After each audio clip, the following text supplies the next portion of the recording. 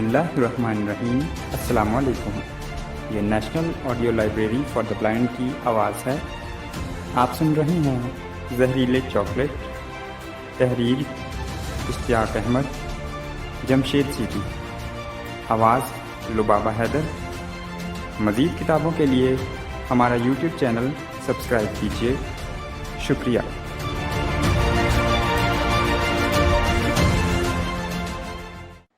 Novel شروع کرنے سے پہلے انسپیکٹر جمشید سیریز کے کرداروں کا مختصر سا تعارف پیش خدمت ہے۔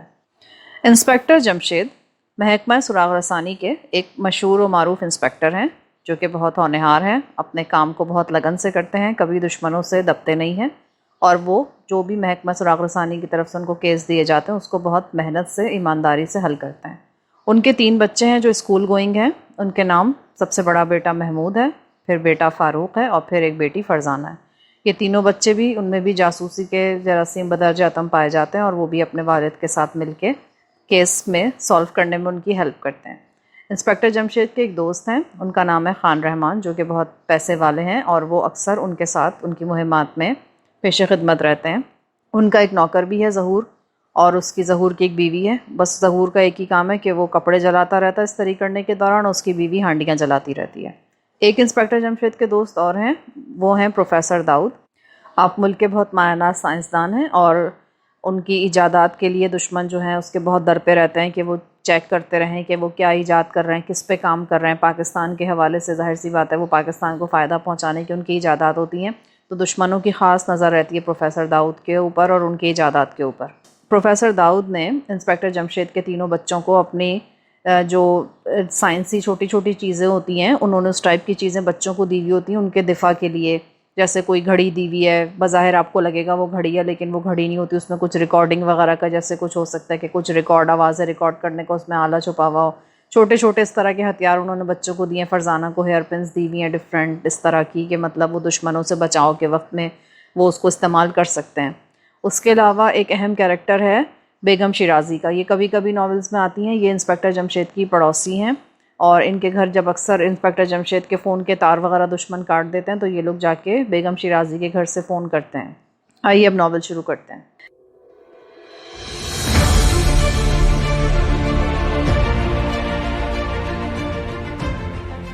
سائیں بابا۔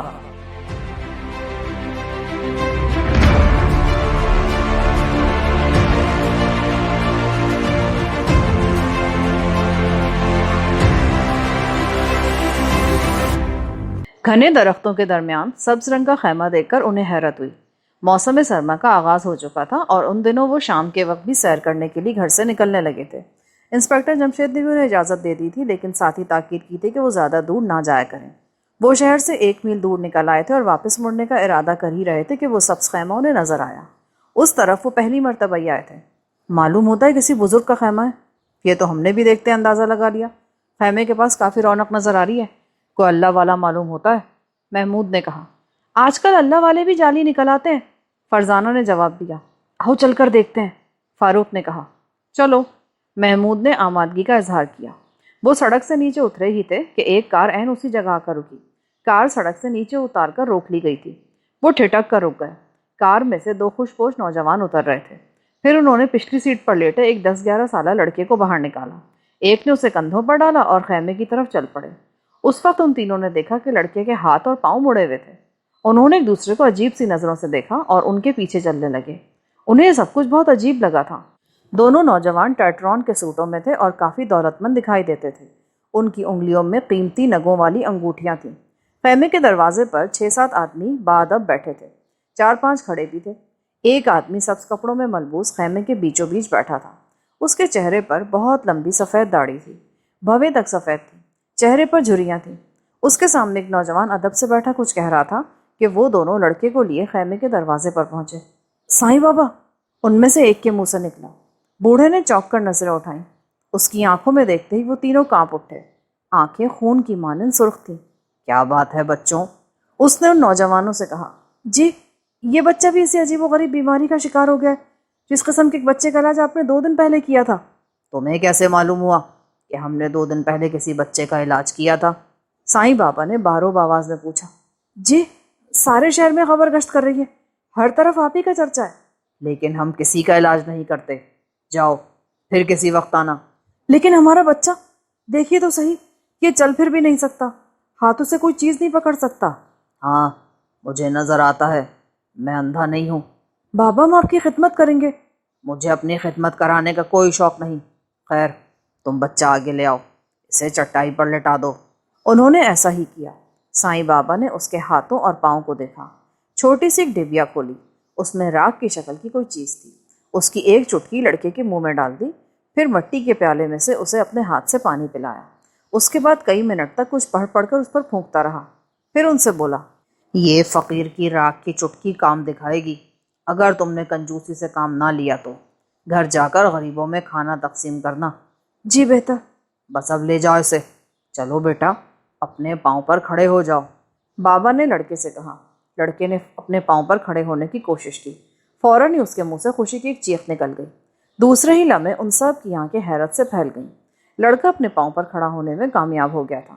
اس نے اپنے ہاتھوں کو جنبش دی، وہ بھی سیدھے ہو گئے۔ ابا جان میں ٹھیک ہوں، خدا کا شکر ہے۔ بابا ہم آپ کی کیا خدمت کریں؟ مجھے کسی چیز کی خواہش نہیں، پھر بھی آپ جو کہیں گے ہم حاضر ہیں۔ فقیروں کو دنیا داری سے کیا کام، بس اب تم جاؤ اور جا کر غریبوں میں کھانا تقسیم کرو۔ نہیں بابا ہم آپ کی خدمت کے بغیر نہیں جائیں گے، آپ نے ہم پر اتنا بڑا احسان کیا ہے۔ ہم نے بڑے سے بڑے ڈاکٹر کو دکھایا، انہوں نے سینکڑوں دوائیں دی، لیکن ذرہ بھر بھی فائدہ نہیں ہوا، اور آپ نے دیکھتے ہی دیکھتے اسے ایک چٹکی راکھ سے ٹھیک کر دیا۔ یہ تو معجزہ ہے، معجزہ، یہ ہماری طرف سے قبول فرمائیے۔ ان میں سے ایک نوجوان نے چند سبز نوٹ سائیں بابا کی چٹائی کے نیچے کھسکا دیے۔ سائیں بابا نہ کرتا رہ گیا، لیکن ان دونوں نے ایک نہیں سنی اور خیمے سے نکل گئے۔ ان تینوں نے صاف دیکھا کہ وہ 100 کے کئی نوٹ تھے۔ انسپیکٹر جمشید کے فون کی گھنٹی بجی۔ انہوں نے ریسیور اٹھا کر کان سے لگا اور بولے، ہیلو کون صاحب؟ تم ذرا میرے یہاں آ جاؤ، میں بہت پریشان ہوں۔ دوسری طرف سے خان رحمان کی آواز سنائی دی۔ کیا ہوا، خیریت تو ہے؟ انہوں نے گھبرا کر پوچھا۔ ارے نہیں خیریت کہاں، بس تم آ جاؤ، دفتر کا وقت تو ختم ہونے والا ہے نا۔ میں آ رہا ہوں، انہوں نے فکر مندی سے کہا، کیونکہ خان رحمان کسی معمولی بات پر فکر مند ہونے والے تھے نہیں۔ وہ ان کے بہت ہی گہرے دوستوں میں سے ایک تھے، ریٹائرڈ فوجی تھے اور بہت خوش مزاج طبیعت کے مالک تھے۔ انسپیکٹر جمشید وہاں پہنچے تو دم بخود رہ گئے۔ خان رحمان کا ملازم انہیں کمرے میں لے آیا۔ کمرے میں 3-4 ڈاکٹر موجود تھے۔ ان کا بڑا لڑکا حامد پلنگ پر لیٹا ہوا تھا، اس کے ہاتھ اور پاؤں مڑے ہوئے تھے۔ کمرے کے دوسرے کونے میں خان رحمان کی بیوی، دوسرے بچے ناز اور سرور کھڑے تھے۔ اسے کیا ہوا؟ کمرے میں موجود لوگ انسپیکٹر جمشید کی آواز سن کر چونک اٹھے۔ بس صبح سے یہی حالت ہے، چل پھر نہیں سکتا، ہاتھ اور پیر مڑ گئے ہیں۔ صبح سویرے کیا یہ بالکل ٹھیک تھا؟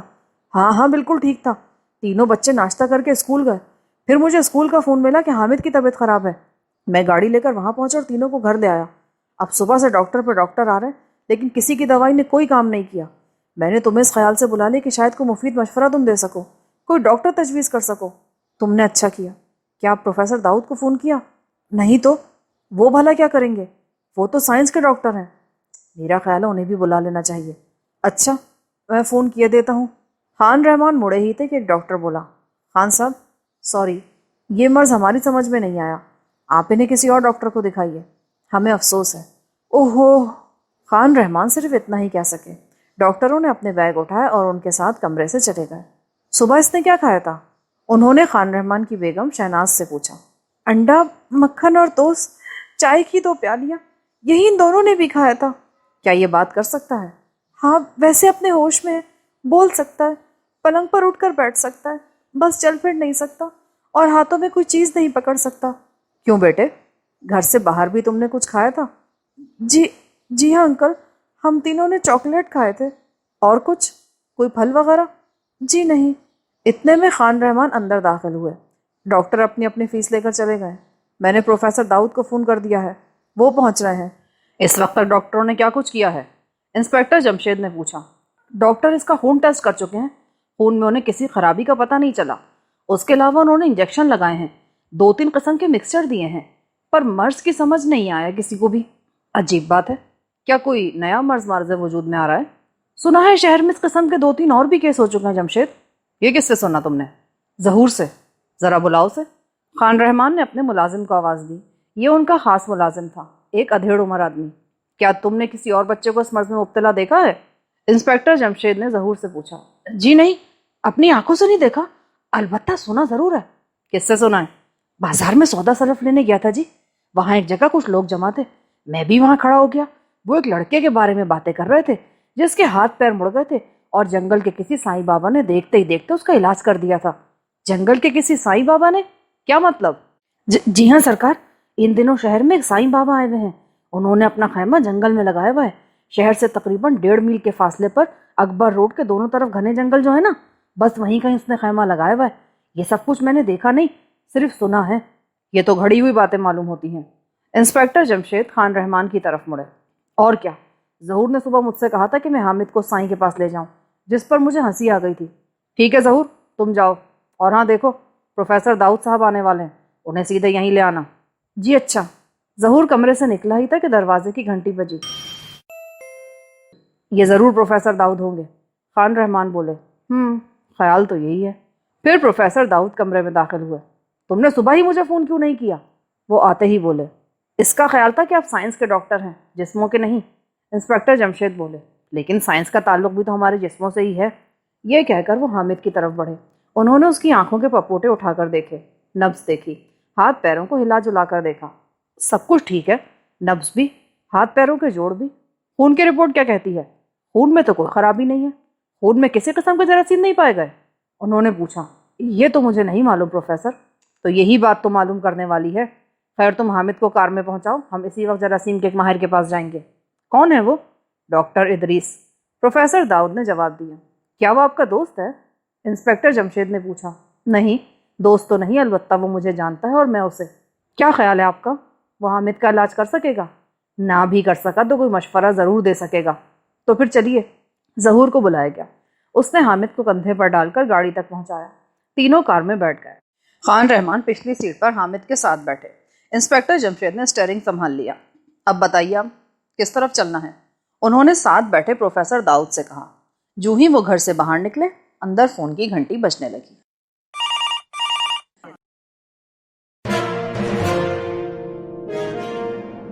जरासीम का माहिर। ज़हूर फोन की तरफ लपका। उसने रिसीवर उठाकर कान से लगाया। जी कौन साहब? ज़हूर, मैं महमूद हूँ। मेरे अब्बा जान तो यहाँ नहीं है? जी हाँ, यहीं थे, अभी अभी साहब के साथ कहीं बाहर गए, शायद अभी दरवाजे पर ही हूँ। क्या बुलाऊं?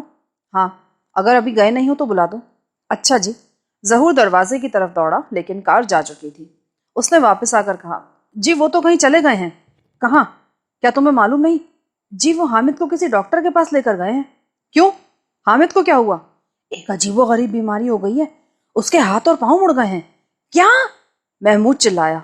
जी हाँ, सुबह से डॉक्टर पे डॉक्टर आए, पर कोई फर्क नहीं पड़ा जी। पहले साहब ने तुम्हारे वालिद को यहाँ बुलाया, फिर प्रोफेसर दाऊद आए, अब वो तीनों उन्हें लेकर किसी डॉक्टर के पास गए हैं। ओहो, अच्छा वहाँ तो उन्हें कहना मुझे फ़ोन कर लें। जी बेहतर। महमूद ने फ़ोन का रिसीवर रख दिया। क्या बात है महमूद, तुम्हारे अब्बा जान मिल गए? बेगम शिराजी ने पूछा, जिनके मकान से महमूद फ़ोन करने आया था। जी हाँ, वो खान रहमान अंकल के घर हैं। ये तुम्हारे वालिद के दोस्त हैं ना? जी हाँ। ये कहकर महमूद वहाँ से चला आया। क्यों, मिले अब्बा जान? फरजाना ने बेचैनी से पूछा। शाम के 7 बज रहे थे और वो अभी तक नहीं लौटे थे, इसीलिए तीनों बच्चे और बेगम जमशेद परेशान हो गए थे। महमूद शिराजी साहब के यहाँ इधर उधर फ़ोन करने के लिए गया हुआ था। हाँ, अब्बा जान खान रहमान के घर गए थे।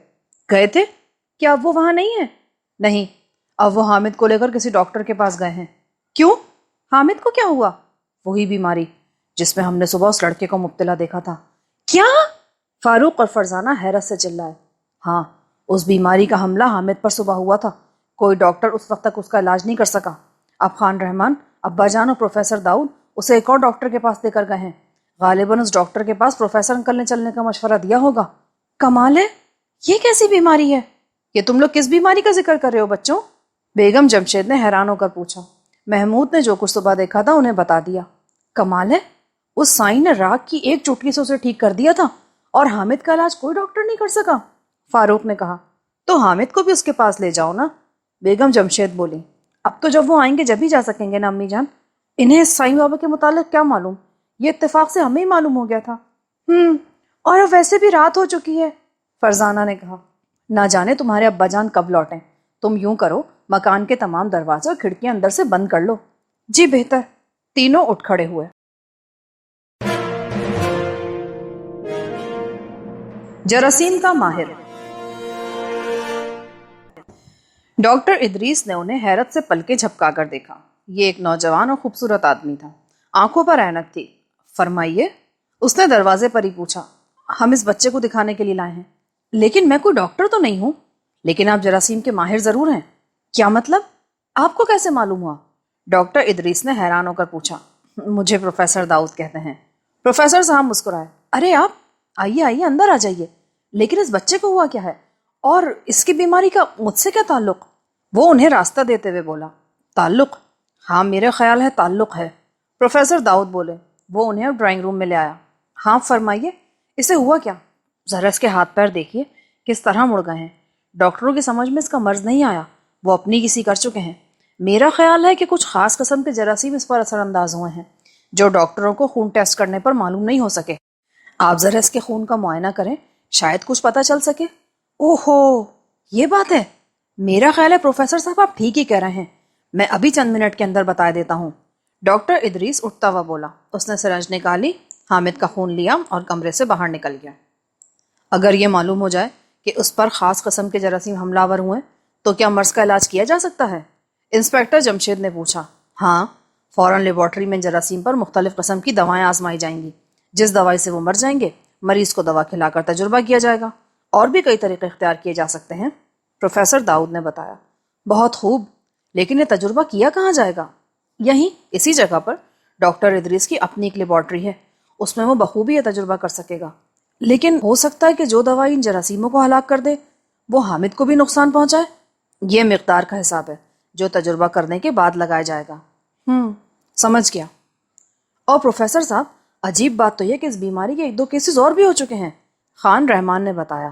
کیا؟ جی ہاں۔ تو کیا یہ کوئی وبائی مرض ہے؟ پروفیسر صاحب نے سوچ میں ڈوبتے ہوئے کہا۔ اللہ جانے کیا بلا ہے، ویسے سلسلے میں ایک سائیں بابا کا نام لیا جا رہا ہے۔ خان رحمان بولے۔ کیا مطلب؟ سنا ہے اس نے کسی لڑکے کو دیکھتے ہی دیکھتے ٹھیک کر دیا تھا۔ یہ کیا بکواس ہے، سائنس کے دور میں بھی لوگ ایسی باتیں کرتے ہیں بھلا؟ اسی لیے تو میں نے ان باتوں پر دھیان نہیں دیا تھا پروفیسر۔ اسی وقت ڈاکٹر ادریس اندر داخل ہوا۔ مجھے افسوس ہے پروفیسر صاحب۔ کیا مطلب؟ اس کے خون میں کوئی خرابی نہیں، خون کے اپنے اجزاء کے علاوہ اس میں کسی اور قسم کے جراثیم نہیں ملے۔ کیا آپ نے پوری طرح تسلی کر لی ہے؟ پروفیسر داؤد نے حیران ہو کر پوچھا۔ جی ہاں۔ حیرت ہے؟ تو اس کا مطلب یہ ہوا آپ ہمارے سلسلے میں مزید کوئی مدد نہیں کر سکتے؟ جی نہیں، البتہ اگر جراثیم مل جاتے تو میں بہت کچھ کر سکتا تھا۔ ٹھیک ہے، میں جانتا ہوں۔ اچھا ڈاکٹر، تکلیف کے لیے معذرت۔ وہ اٹھ کھڑے ہوئے۔ ڈاکٹر ادریس انہیں دروازے تک چھوڑنے آیا۔ کار چلنے کے بعد پروفیسر کے منہ سے نکلا۔ حیرت ہے، میرا خیال غلط نکلا، یہ کیسے ممکن ہے؟ اب کیا کیا جائے؟ انسپیکٹر جمشید نے پوچھا۔ بھائی فکر کرنے کی ضرورت نہیں ہے، صبح دیکھیں گے کہ سلسلے میں کیا کیا جا سکتا ہے، پروفیسر داؤد بولے۔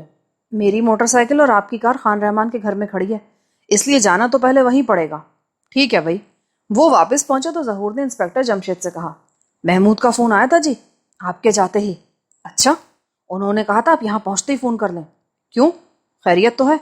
معلوم نہیں جی کیا بات ہے۔ اچھا میں فون کر کے معلوم کر لیتا ہوں۔ انسپیکٹر جمشید اندر آئے۔ خان رحمان اور پروفیسر داؤد بھی ان کے ساتھ ہی چلے آئے تھے۔ ہیلو، کون؟ بیگم شیرازی؟ دیکھیے میں جمشید بول رہا ہوں۔ جی ہاں، ذرا فون پہ محمود کو بلا دیجیے۔ شکریہ۔ وہ انتظار کرنے لگے۔ جلدی دوسری طرف سے محمود کی آواز آئی۔ السلام علیکم ابا جان۔ وعلیکم السلام۔ محمود، کیا بات تھی؟ تم نے فون کیا تھا؟ جی ہاں، فون تو آپ کو پتہ کرنے کے لیے کیا تھا۔ معلوم ہوا کہ حامد پر عجیب و غریب بیماری کا حملہ ہوا ہے۔ حامد کو سائیں بابا کے پاس لے جائیں، وہ اس بیماری کا فوراً علاج کر دیتا ہے۔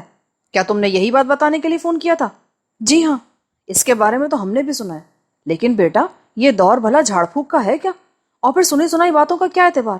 جی سنی سنائی نہیں ابا جان، میں آنکھوں دیکھی بات کر رہا ہوں۔ کیا مطلب؟ شام کے وقت ہم سیر کرنے کے لیے اکبر روڈ پر نکل گئے تھے، وہیں ہم نے سائیں بابا کو دیکھا۔ اسی وقت ایک کار میں 2 نوجوان ایک لڑکے کو لائے، اس کے ہاتھ اور پاؤں مڑے ہوئے تھے۔ ہمارے دیکھتے ہی دیکھتے سائیں بابا نے اسے ٹھیک کر دیا۔ وہ کیسے؟ اس نے ایک چٹکی اسے راکھ کی چٹائی تھی اور کچھ پڑھا بھی تھا۔ کیا تم سچ کہہ رہے ہو؟ جی ہاں بالکل، ہمارے سامنے لڑکا اپنے پیروں پر چلتا ہوا کار تک گیا تھا۔ اچھا ٹھیک ہے، میں جلدی گھر پہنچ رہا ہوں۔ انہوں نے فون رکھا اور پھر ان لوگوں سے بولے، لو بھائی یہ سائیں بابا تو کوئی پہنچا ہوا آدمی لگتا ہے. پھر وہی سائیں بابا، لا حول ولا قوت. لیکن اس مرتبہ بات سنی سنائی نہیں رہی نا، بلکہ آنکھوں دیکھی بن گئی ہے. کیا مطلب؟ سائیں بابا نے محمود، فاروق اور فرزانہ کے سامنے ایک لڑکے کا علاج کیا اور دیکھتے ہی دیکھتے وہ بالکل ٹھیک ہو گیا. بالکل غلط بھائی، یہ کیسے ہو سکتا ہے؟ میں نہیں مانتا. پروفیسر بولے. میں کب مانتا ہوں، لیکن محمود کا کہنا ہے کہ اس نے لڑکے کو ایک راگ کی چٹکی چٹائی تھی اور پھر کچھ پڑھ کر پھونکا تھا. ارے بھائی جمشید، یہ 20ویں صدی ہے. پروفیسر داؤد ہنسے. تو صبح اس سائیں بابا کو آزما کر دیکھ لینے میں حرجی کیا ہے پروفیسر صاحب؟ خان رحمان کچھ حیران ہو چلے تھے. ہرگز نہیں، میں ایسی باتوں کو نہیں مانتا. تو اس میں حرجی کیا ہے؟ ہمارا وہاں جانے میں نقصان ہی کیا ہے؟ جیسے تم لوگوں کی مرضی، لیکن میں تمہارے ساتھ وہاں نہیں جاؤں گا. اچھا، ہم آپ کو فون کر دیں گے کہ کیا بنا. چاکلیٹ. اگلے روز اتوار تھا. انسپیکٹر جمشید تینوں بچوں کو لے کر صبح سویرے ہی خان رحمان کے گھر پہنچ گئے. خان رحمان اور ان کے بیوی بچے ناشتے سے فارغ ہو چکے تھے، لیکن ابھی ناشتے کی میز پر ہی بیٹھے تھے. ارے بھائی، اگر مجھے معلوم ہوتا کہ تم اتنی سویرے آ جاؤ گے تو ہم ناشتہ تمہارے ساتھ ہی کرتے. لیکن ہم تو ناشتہ کر کے آئے ہیں، انسپیکٹر جمشید نے کہا. اچھا چلو، چھٹی ہوئی. انکل، حامد کا کیا حال ہے؟ ابھی وہی حال ہے بچوں، جاؤ اندر جا کر اس سے مل لو. ناز اور سرور نے ان تینوں کو ساتھ لیا اور حامد کے کمرے کی طرف چل پڑے. یہ حامد کہیں ڈھونگ تو نہیں رچا رہا؟ فاروق نے کمرے میں داخل ہوتے ہوئے کہا. میں تمہاری آواز سن رہا ہوں. حامد بول اٹھا. اچھا، میں سمجھا تھا شاید ہاتھ اور پاؤں مڑنے کے ساتھ تمہارے کان بھی بند ہو گئے ہیں. فاروق مسکرایا. ویسے فاروق کچھ ٹھیک ہی کہتا ہے. فرزانہ بولی. کیا مطلب؟ حامد چونکا. اس طرح ہاتھ اور پاؤں موڑ کر لیٹ جانا کچھ ایسا مشکل بھی نہیں. کہو تو میں ابھی کر کے دکھا سکتی ہوں. اڑا لو مذاق. ٹھیک ہے، میں تم سے ٹھیک ہونے پر سمجھوں گا. حامد نے جل کر کہا. حساب کے سوال؟ فاروق بول اٹھا. حامد، اس سے حساب کے نہیں الجبرا کے سوال سمجھنا. محمود نے کہا. وہ کیوں؟ ناز اور سرور حیران ہو کر بولے. اس لیے کہ الجبرے کے نام سے اس کی جان جاتی ہے. محمود نے بتایا. میں صرف الجبرے میں ہی تم دونوں سے کمزور ہوں، اور کسی بھی مضمون میں مجھ سے مقابلہ کر کے دیکھ لو. فرزانہ بولی. حامد، تمہیں معلوم ہے ابھی تمہیں کہاں لے کے جایا جائے گا؟ نہیں تو کیا مجھے اب پھر کہیں لے جانے کا پروگرام ہے؟ ہاں، اس لیے تو ہم لوگ آئے ہیں. پر جانا کہاں ہے؟ ایک ہیں سائیں بابا. سائیں بابا؟ حامد نے حیران ہو کر کہا. اسی وقت خان رحمان اور انسپیکٹر جمشید اندر داخل ہوئے. ارے بھائی، اگر تم لوگوں کی باتیں ختم ہو گئی ہیں تو چلیں، یا پھر آج تمام دن باتیں ہی کرنے کا پروگرام ہے؟ خان رحمان نے پوچھا. جی نہیں انکل، ہمارا ایسا کوئی پروگرام نہیں. تو پھر چلو چلتے ہیں. کیا ہم سب چل رہے ہیں؟ محمود نے پوچھا. نہیں، سرور اور ناز یہیں رہیں گے. وہ کیوں ابو؟ ناز نے ٹھنک کر پوچھا. بیٹی، مریض تو ایک ہے اور اسے لے کر جائیں اتنے آدمی؟ تو بھائی محمود، فاروق اور فرزانہ کو بھی یہیں چھوڑ کر جائیں. ارے تم لوگ سمجھتے نہیں ہو، سائیں بابا کے پاس یہی تینوں تو ہمیں لے کر جا رہے ہیں. ہمیں تو معلوم ہی نہیں کہ وہ کہاں بیٹھتا ہے. اچھا خیر، لیکن پھر واپسی پر آپ ان تینوں کو ساتھ ہی لے کر آئیے گا. اچھا بابا، یہ بات منظور کرتے ہیں ہم. سب گھر سے باہر نکلے. حامد کو ظہور نے کندھے پر اٹھایا ہوا تھا. میں ساتھ چلوں سرکار؟ نہیں، تمہاری ضرورت نہیں ہے. خان رحمان کار چلانے لگے. انہوں نے کچھ دیر بعد پوچھا. کیا تم لوگوں نے اپنی آنکھوں سے اس لڑکے کو ٹھیک ہوتے ہوئے دیکھا تھا؟ جی ہاں انکل، محمود بولا. انہوں نے سائیں بابا کو کچھ دیا بھی تھا؟ جی ہاں، 100 کے کچھ نوٹ تھے، پر یہ معلوم نہیں کہ کتنے تھے. کیا؟ انسپیکٹر جمشید اور خان رحمان نے حیرت سے کہا. جی ہاں. حیرت ہے؟ کیا سائیں بابا نے خود کہا تھا کہ نوٹ دو؟ جی نہیں، وہ تو لینے سے انکار کرتا رہا تھا، اور پھر بھی انہوں نے دے دیے اور اس نے لے لیے. انسپیکٹر جمشید نے پوچھا. جی ہاں ابا جان. بھائی یہ مجھے تو کوئی اور ہی چکر معلوم ہوتا ہے. انسپیکٹر جمشید بولے. جی کیا مطلب؟ سائیں بابا کہیں کوئی فراڈ تو نہیں؟ اس طرح تو یہ سینکڑوں روپے روز کما سکتا ہے. لیکن راگ کی چٹکی سے لڑکا کیسے ٹھیک ہو گیا ابا جان؟ محمود نے اعتراض کیا. یہی بات تو الجھن میں ڈالنے والی ہے. جنگل کا سلسلہ شروع ہو گیا تھا. سیاہ سڑک صبح کی خوشگوار دھوپ میں چمک رہی تھی. بس یہیں ایک طرف روک لیں، وہ رہا خیمہ. فاروق نے ایک طرف اشارہ کرتے ہوئے کہا. ارے یہاں تو بہت بھیڑ ہے. خان رحمان کے منہ سے نکلا. ہاں بھائی، معلوم ہوتا ہے بابا کافی مشہور آدمی ہے. انسپیکٹر جمشید بولے. خان رحمان نے حامد کو اپنے کندھے پر اٹھایا اور خیمے کی طرف چل پڑے. کئی ضرورت مند سائیں بابا کے آگے ہاتھ جوڑے بیٹھے تھے. کچھ کھڑے تھے. ایک شخص سائیں بابا کی ٹانگیں دبا رہا تھا. اس کی آنکھیں بند تھی. وہ خیمے کے دروازے پر پہنچ کر کئی سیکنڈ تک کھڑے سائیں بابا اور اس کے عقیدت مندوں کا جائزہ لیتے رہے، لیکن ان کی طرف کسی نے توجہ نہیں دی. آخر خان رحمان نے کھنکار کر کہا. سائیں بابا، کچھ ضرورت مند آپ کے دروازے پر کھڑے ہیں۔ ہمیں معلوم ہے، ہم دل کی آنکھوں سے دیکھ رہے ہیں، تم اپنے بچے کے لیے یہاں آئے ہو نا؟ سائیں بابا نے بدستور آنکھیں بند کیے ہوئے جواب دیا۔ جی ہاں۔ خان رحمان اور انسپکٹر جمشید بھی چند لمحے کے لیے حیران رہ گئے۔ عقیدت مندوں کی آنکھیں تو حیرت سے پھیل گئی تھیں۔ وہ تینوں بھی کچھ کم حیران نہیں تھے۔ کیا اسے بھی وہی ہاتھوں اور پیروں والی بیماری لگ گئی ہے؟ کیوں، ٹھیک ہے نا؟ سائیں بابا کی آنکھیں اب بھی بند تھیں۔ انسپکٹر جمشید جس وقت دروازے پر پہنچے تھے اسی وقت سے بغور سائیں بابا کی طرف دیکھتے رہے تھے۔ اس کا سر بھی نیچے جھکا ہوا تھا، اس لیے یہ بھی نہیں سوچا جا سکتا تھا کہ اس نے پلکوں کی درس میں سے انہیں دیکھ لیا ہوگا۔ جی ہاں۔ تو آگے لے آؤ، وہاں کیوں کھڑے ہو؟ لٹا دو اسے میرے سامنے اور پھر دیکھو قدرت کی کاریگری۔ خان رحمان نے حامد کو اس کے سامنے لٹا دیا۔ انسپکٹر جمشید اور تینوں بچے بھی آگے بڑھائے۔ سائیں بابا نے راکھ کی ڈبیا اٹھائی، اس میں سے چٹکی میں سے راکھ نکالی اور حامد کو منہ کھولنے کا اشارہ کیا۔ اس کے منہ کھولتے ہی اس نے راکھ حامد کے منہ میں ڈال دی، پھر مٹی کے پیالے میں پانی لے کر اسے پلایا۔ منہ ہی منہ میں کچھ پڑھنے لگا۔ عجیب و غریب زبان تھی جس کا ایک لفظ بھی ان کے پلے نہیں پڑا۔ چلو بیٹا، اب اپنے پاؤں پر اٹھ کر کھڑے ہو جاؤ، سائیں بابا نے پڑھائی ختم کر کے کہا۔ حامد نے اپنے پاؤں پر کھڑے ہونے کی کوشش کی۔ دوسرے ہی لمحے ان کی آنکھیں حیرت سے پھیل گئیں۔ حامد سیدھا کھڑا ہونے میں کامیاب ہو گیا تھا۔ اب اپنے ہاتھوں کو جھٹکا دو۔ حامد نے ہاتھوں کو جھٹکا، وہ بھی فوراً سیدھے ہو گئے۔ ہم آپ کی خدمت میں کیا پیش کریں بابا؟ خان رحمان نے خوش ہو کر کہا۔ کچھ بھی نہیں، فقیروں کو کسی چیز کی ضرورت نہیں ہوتی۔ پھر بھی بس جاؤ، جا کر غریبوں کو کھانا کھلا دینا۔ جی اچھا، خان رحمان نے انسپکٹر جمشید کا اشارہ سمجھتے ہوئے کہا۔ انہوں نے چلنے کا اشارہ کیا تھا۔ واپسی پر انسپکٹر جمشید خاموش تھے۔ انہیں خاموش دیکھ کر محمود سے رہا نہیں گیا۔ کیا بات ہے ابا جان؟ کچھ نہیں، مجھے سب کچھ عجیب سا لگ رہا ہے۔ ڈاکٹروں کی کسی دوا نے کام نہیں کیا اور اس کی ایک چٹکی کام کر گئی۔ سائنس کے دور میں یہ عجیب بات نہیں ہے کیا؟ ہے تو عجیب، لیکن کچھ لوگ واقعی پہنچے ہوئے بھی ہوتے ہیں جمشید۔ پھر یہ بھی تو کمال ہے کہ اس نے ہم سے کچھ مانگا نہیں۔ محمود وغیرہ کا کہنا بھی یہی ہے کہ کل بھی اس نے اپنے منہ سے کچھ نہیں مانگا تھا۔ خان رحمان نے کہا۔ ہاں، لیکن کئی 100 روپے ضرور لیے تھے۔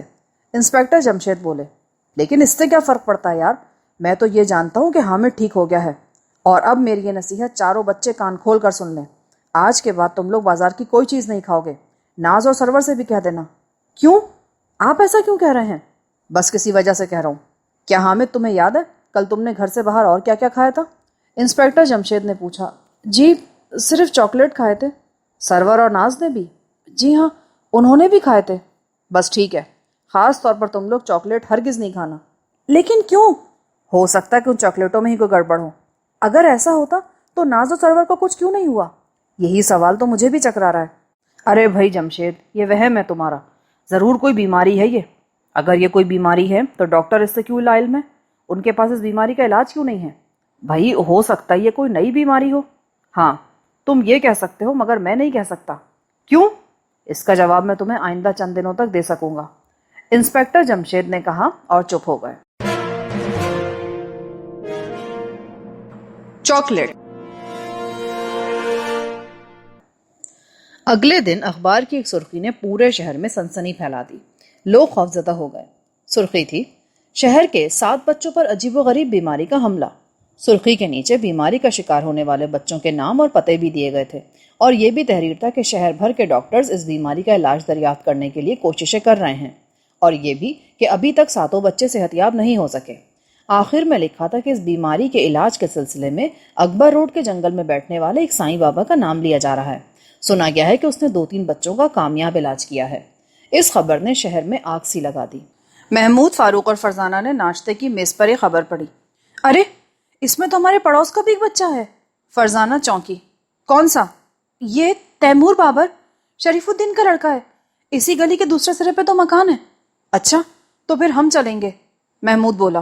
اس سے یہ ضرور پوچھنا کہ اس نے کھایا کیا تھا، انسپکٹر جمشید نے کہا۔ جی اچھا۔ ناشتے سے فارغ ہو کر وہ اسکول کے لیے روانہ ہو گئے۔ راستے میں کچھ دیر کے لیے تیمور بابر کو دیکھنے اس کے گھر بھی گئے۔ تیمور کے ارد گرد کافی بھیڑ تھی، وہ ان تینوں کو پہچانتا تھا۔ انہیں دیکھ کر مسکرایا۔ کیا حال ہے تیمور؟ محمود نے پوچھا۔ بس دیکھ لو۔ تم نے کل کھایا کیا تھا؟ فاروق نے پوچھا۔ میں نے گھر میں کھانا کھانے کے علاوہ گھر سے باہر چاکلیٹ کھایا تھا۔ کیا؟ ان تینوں کے منہ سے نکلا۔ پھر انہوں نے اس کے والد کو اسے سائیں بابا کے پاس لے جانے کا مشورہ دیا اور باہر نکل آئے۔ عجیب بات ہے، اس نے بھی چاکلیٹ کھایا تھا؟ محمود بولا۔ اس میں عجیب بات کیا ہے؟ فاروق نے پوچھا۔ ہے کیوں نہیں، حامد نے بھی تو چاکلیٹ کھایا تھا، فرزانہ تنک کر بولی۔ لیکن ناز اور سرور نے بھی تو چاکلیٹ کھائے تھے، فاروق تیز لہجے میں بولا۔ اس بات پر تو ابا جان بھی حیران ہے۔ خیر، اسکول نزدیک آ گیا، پہلے اسکول سے فارغ ہو لیں، اس موضوع پر پھر سوچیں گے، فاروق بولا۔ ٹھیک ہے، فرزانہ نے اس کی تائید کی۔ اچانک محمود اسکول میں داخل ہونے کے بجائے جنرل مرچنٹ کی دکان میں داخل ہو گیا۔ دوسرے لمحے ان دونوں کی آنکھیں حیرت سے پھیل گئیں۔ محمود چاکلیٹ خرید رہا تھا۔ پری اور جلد پری۔ انسپیکٹر جمشید اپنے دفتر میں بیٹھے کچھ فائلوں کا جائزہ لے رہے تھے کہ سب انسپیکٹر اکرام اندر داخل ہوا۔ یہ بیماری تو روز بروز بڑھتی چلی جا رہی ہے۔ ہاں، سمجھ میں نہیں آتا کیا ماجرا ہے، وہ بولے۔ سر ڈاکٹر صاحبان بھی چکر میں ہیں۔ خیر بھائی، ہمیں اس سے کیا، ہمارے محکمے کا اس سے کوئی تعلق نہیں، لیکن اگر یہ بیماری نہ ہوئی تب تو تعلق نکل سکتا ہے نا سر؟ کیا مطلب؟ انسپیکٹر جمشید چونکے۔ دراصل اس بیماری کے بارے میں وہ اپنے خیالات اپنے تک ہی محدود رکھنا چاہتے تھے۔ ڈاکٹرز کا کہنا اس قسم کی بیماری کا کوئی وجود نہیں ہے۔ تو یہ نئی بیماری پیدا ہو گئی ہوگی اکرام، تو پھر اس کا علاج بھی تو دریافت ہونا چاہیے۔ بھائی ڈاکٹر کوشش کر تو رہے ہیں، کوئی علاج بھی ڈھونڈ ہی لیں گے۔ نہ جانے کیوں مجھے یہ احساس ہو رہا ہے کہ یہ سب کچھ مصنوعی ہے۔ تو تم بھی یہی سمجھ رہے ہو؟ کیا مطلب؟ کیا آپ بھی اس نتیجے پر پہنچے ہیں؟ ہاں، اور سنو، آج تمہیں ایک کام کرنا ہے۔ جی فرمائیے۔ آج اخبار میں جن 6-7 بچوں کے بیمار ہونے کی خبر چھپی ہے، تم ان سے ملو، صرف تیمور بابر سے نہ ملنا۔ کیوں؟ اس سے کیوں نہیں؟ اس سے محمود اور فاروق مل چکے ہوں گے۔ ہاں تو بقیہ شے سے تم جا کر باری باری اسی وقت مل لو۔ مجھے کرنا کیا ہوگا؟ تمہیں صرف ان سب سے ایک ہی بات پوچھنی ہوگی۔ صرف ایک بات؟ ہاں، یہ کہ کل انہوں نے کیا کیا چیزیں کھائی تھی۔ کیا مطلب؟ مطلب پھر بتاؤں گا، تم اسی وقت روانہ ہو جاؤ۔ جی بہتر۔ اکرام کمرے سے نکل گیا۔ اسی وقت فون کی گھنٹی بجی۔ دوسری طرف پروفیسر داؤد تھے۔ تم نے کل فون نہیں کیا؟ انہوں نے پوچھا۔ اوہو، میں اس خیال میں رہا کہ خان رحمان نے فون کر دیا ہوگا۔ نہیں بھائی، اس نالائق نے بھی نہیں کیا۔ وہ اس خیال میں رہا کہ تم نے مجھے فون کر دیا ہوگا۔ اوہو بھائی، یہ لطیفہ بھی خوب رہا۔ ہاں، تو اس سائیں نے حامد کا علاج کر دیا؟ ہاں بھائی، یہ بات تو تسلیم کرتے ہی بن پڑے گی۔ تم نے اس راکھ کو دیکھا تھا جمشید؟ کیا وہ راکھ ہی تھی؟ میں یقین سے نہیں کہہ سکتا، ویسے اس کا رنگ بالکل راکھ جیسا تھا۔ اور 8-7 بچے مزید بیمار ہو گئے، کیا وہ ساتوں کے ساتھ اس کے پاس نہیں جائیں گے؟ خیال تو یہی ہے کہ ضرور جائیں گے، کیونکہ اس وقت تک سائیں بابا کو بھی بہت شہرت مل چکی ہے۔ اندازہ لگاؤ وہ ان سے کتنے پیسے کما لے گا۔ لیکن اس نے ہم سے تو کوئی پیسہ نہیں لیا تھا۔ یہی سوال تو مجھے الجھن میں ڈال رہا ہے، اور مجھے بھی۔ ویسے پروفیسر، میرا ایک اندازہ ہے۔ وہ کیا؟ یہ بیماری چاکلیٹ کھانے سے رونما ہوتی ہے۔ بھائی خان رحمان کے باقی 2 بچوں نے بھی تو چاکلیٹ کھائے تھے۔ پروفیسر داؤد بولے۔ یہ دوسرا الجھا دینے والا سوال ہے۔ گویا 2 سوال ہو گئے، ہو سکتا ہے کوئی تیسرا بھی پیدا ہو جائے۔ انسپیکٹر جمشید نے بھی ہنس کر کہا۔ پھر کیا سوچا تم نے؟ سوچا کیا ہے؟ سوچ رہا ہوں، آپ بھی سوچتے رہے۔ اچھا۔ دوسری طرف سے سلسلہ منقطع ہو گیا۔ اسی وقت فون کی گھنٹی پھر بجی۔ دوسری طرف سے ڈی آئی جی صاحب تھے۔ جمشید، میرے لڑکے پر بھی اسی بیماری کا حملہ ہوا ہے۔ کیا؟ ہاں، تم فوراً میرے کمرے میں آ جاؤ، ہم اسی وقت گھر جائیں گے۔ جی بہتر۔ وہ اپنے کمرے سے نکل کر ڈی آئی جی صاحب کے کمرے میں پہنچے، جو بے چینی سے ٹہل رہے تھے۔ چلو میرے ساتھ۔ 15 منٹ بعد وہ مریض کے کمرے میں موجود تھے۔ انسپیکٹر جمشید نے دیکھا کہ ڈی آئی جی کے لڑکے کی حالت بھی حامد سے مختلف نہ تھی۔ بیٹا، تم نے کیا کھایا تھا؟ انسپیکٹر جمشید نے پوچھا۔ اس کی والدہ اسے ابھی ابھی اسکول سے لائی تھی۔ اسکول سے فون پر اطلاع دی گئی تھی۔ جی، میں نے صبح گھر میں ناشتہ کیا تھا۔ اور اس کے بعد گھر سے باہر بھی کوئی چیز کھائی تھی؟ جی ہاں، چاکلیٹ۔ انسپیکٹر جمشید بھونچنکا رہ گئے۔ پھر وہاں ڈاکٹرز کی آمد کا سلسلہ شروع ہوا، لیکن کئی گھنٹے کی کوشش کے بعد بھی ڈاکٹر اس کا علاج نہ کر سکے۔ سر، میری ایک ناچیز رائے ہے۔ انسپیکٹر جمشید تنگ آ کر بولے۔ ہاں ہاں کہو۔ اسے سائیں بابا کے پاس لے چلتے ہیں۔ کیا فضول بات کرتے ہو جمشید؟ لیکن سر، کل بھی میں اپنے ایک دوست کے بچے کو لے کر جا چکا ہوں، اس نے دیکھتے ہی دیکھتے بچے کو ٹھیک کر دیا تھا۔ کیا؟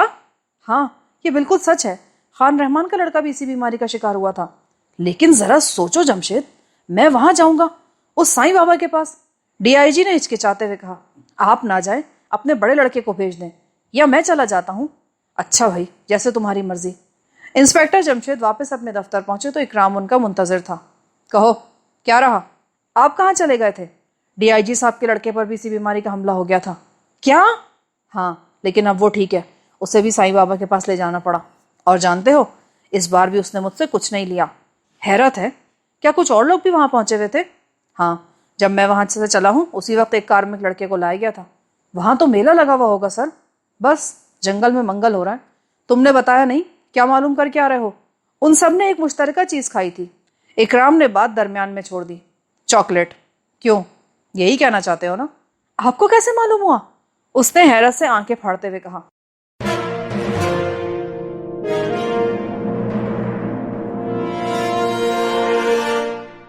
تم نے اب تک بتایا نہیں کہ چاکلیٹ کیوں خریدے تم نے محمود؟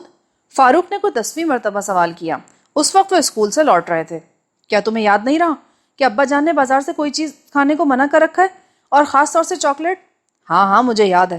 پھر بھی تم نے چاکلیٹ خرید لی ہے؟ میں نے کھاؤں گا نہیں، بے فکر رہو۔ تو پھر کیا چاٹو گے؟ لیکن چاٹنے سے بھی وہی نتیجہ نکلنے کا امکان ہے۔ ارے میں نے چاٹوں گا بھی نہیں۔ اوہو، میں سمجھ گیا۔ فاروق چونک کر بولا۔ کیا سمجھ گئے؟ تم انہیں اپنے سامنے رکھ کر ان کی پوجا کرو گے۔ لال پیلے کیوں ہو رہے ہو؟ گھر چل کے بتا دوں گا نا۔ نہیں تو میں تو لال پیلا ویلا نہیں ہو رہا۔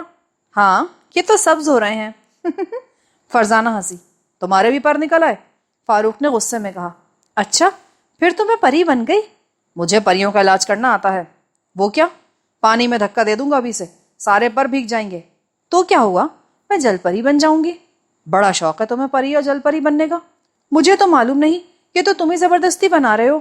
بڑی تیزی سے زبان چل رہی ہے تمہاری فرزانہ۔ اگر تمہیں برا لگ رہا ہے تو اب میں آہستہ چلاؤں گی، اور تم کہو گے تو بالکل ہی نہیں چلاؤں گی۔ شکریہ، مجھے کیا پڑی ہے، جتنا جی چاہے چلاؤ، خود ہی ایک دن چل چل کر گھس جائے گی۔ شکر ہے بھائی تمہارا موڈ تو ٹھیک ہوا، ورنہ میں تو سمجھ رہی تھی کہ آج سارا دن تم انگارے ہی چباتے رہو گے۔ ابھی اتنی سردی نہیں ہوئی، یوں بھی انگارے چبانے کا کام تم مجھ سے بہتر کر سکتی ہو۔ قدردانی کا شکریہ۔ ارے ہم تو بہت دور نکل آئے، فاروق نے چونک کر کہا۔ نہیں تو ہم تو گھر کے بہت نزدیک آ گئے ہیں، فرزانہ نے حیران ہو کر کہا۔ وہ فاروق کے جملے کا مطلب نہیں سمجھ سکی تھی۔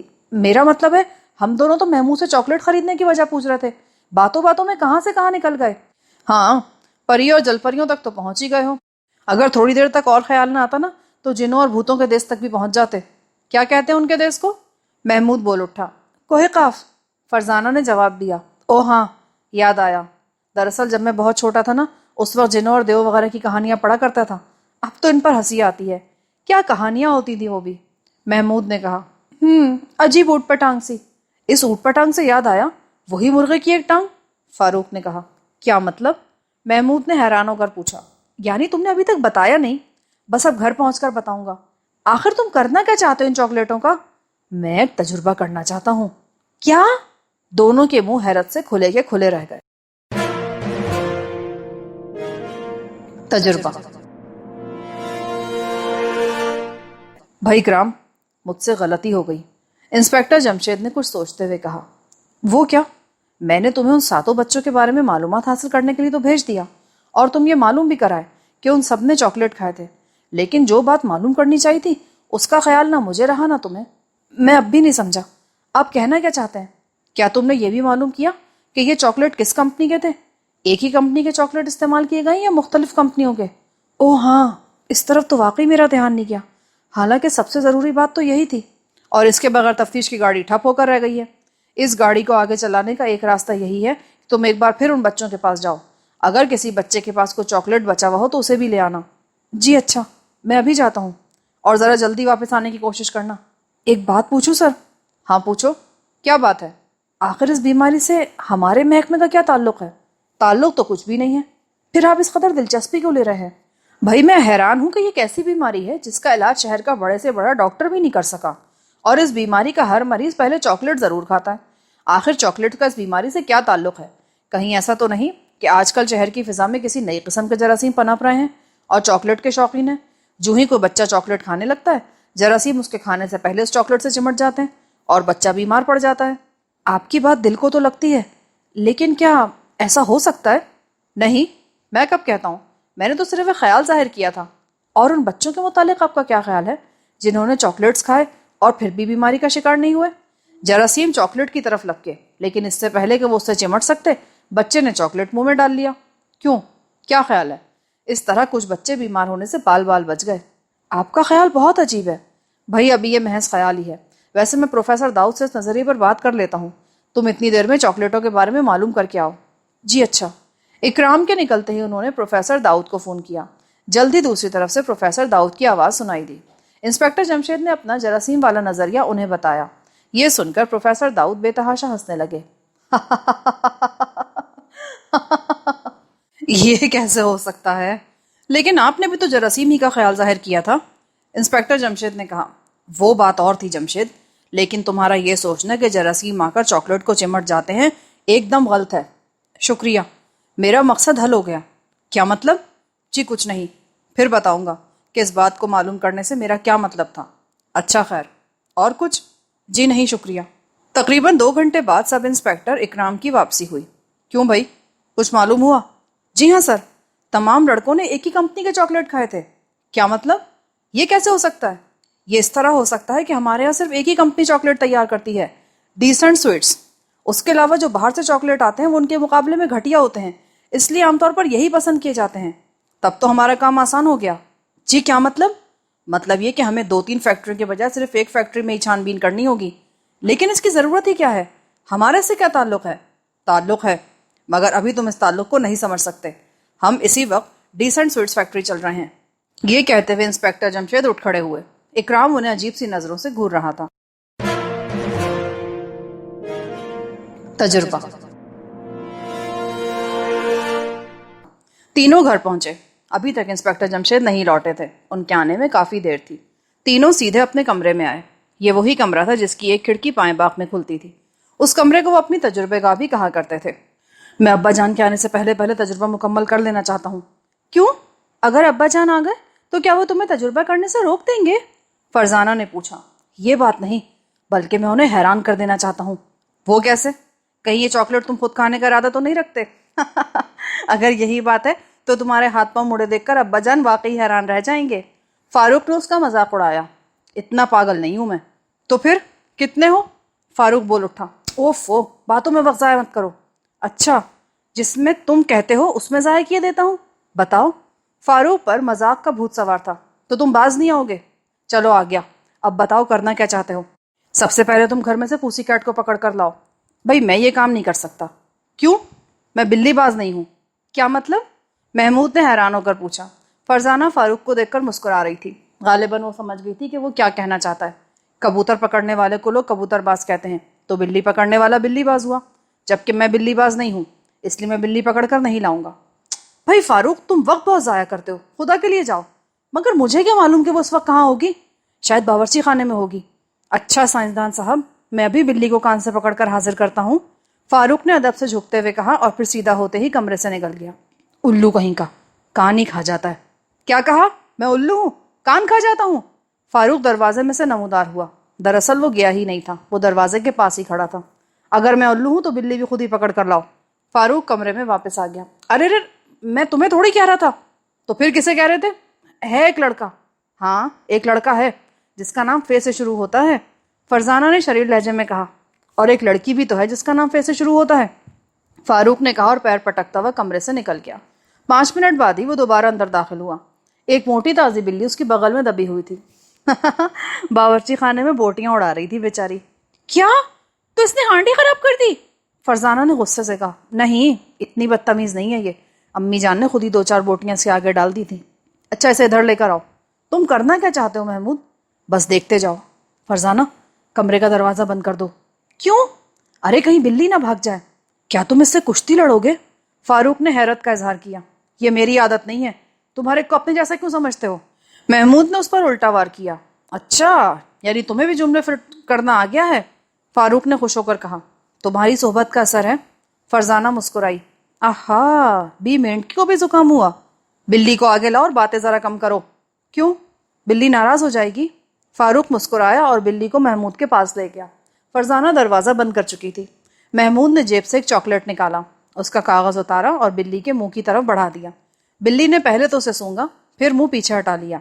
یہ کہہ رہی ہے بس آپ کا شکریہ، آپ ہی کھائیے. اس کا مطلب یہ ہوا کہ اس کے ساتھ زبردستی کرنی پڑے گی. محمود نے کہا. کیا مطلب؟ کسی نہ کسی طرح چاکلیٹ اسے کھلانا ہے. مگر تم ایسا کیوں کرنا چاہتے ہو؟ ابھی معلوم ہو جاتا ہے. بلی کو پکڑو. میں زبردستی چاکلیٹ اس کے منہ میں ڈالوں گا، کہیں یہ تمہاری انگلیاں نہ چبا ڈالے۔ نہیں، یہ اتنی خوخار نہیں ہے، محمود نے کہا اور بلی کا منہ کھول کر چاکلیٹ اندر ٹھونس دیا۔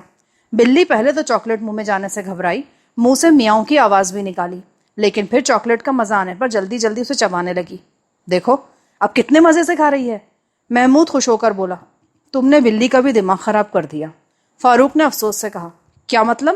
اب اس کے لیے ہر روز چاکلیٹ لانا پڑے گا؟ کیسے، فرش پہ چھوڑ دوں؟ ہاں چھوڑ دو، لیکن کمرے کا دروازہ بھی کھولنا نہیں۔ اچھا۔ فاروق نے بلی کو فرش پہ چھوڑ دیا۔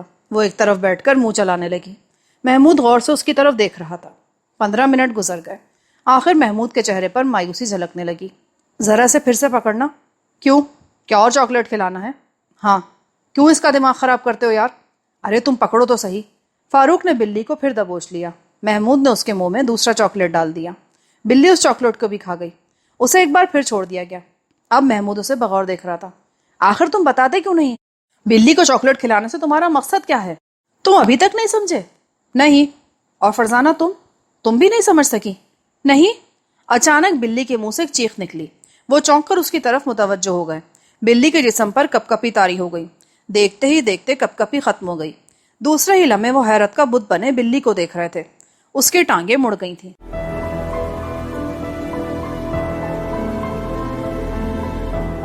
اگر آپ نے ہمارا چینل سبسکرائب نہیں کیا تو ابھی سبسکرائب کریں اور ساتھ ہی بیل آئیکن پر کلک کریں تاکہ ہماری نئی آنے والی بکس کی اپڈیٹس آپ کو ملتی رہیں۔ لائک کریں، شیئر کریں اور کمنٹس کر کے اپنی رائے کا اظہار کریں، اور یہ بھی بتائیں کہ آپ کو ہماری بکس کیسی لگتی ہیں۔ مزید معلومات اور ڈسکشن کے لیے ڈسکرپشن میں دیے گئے لنک پر کلک کر کے ہمارا واٹس ایپ گروپ جوائن کریں۔ شکریہ۔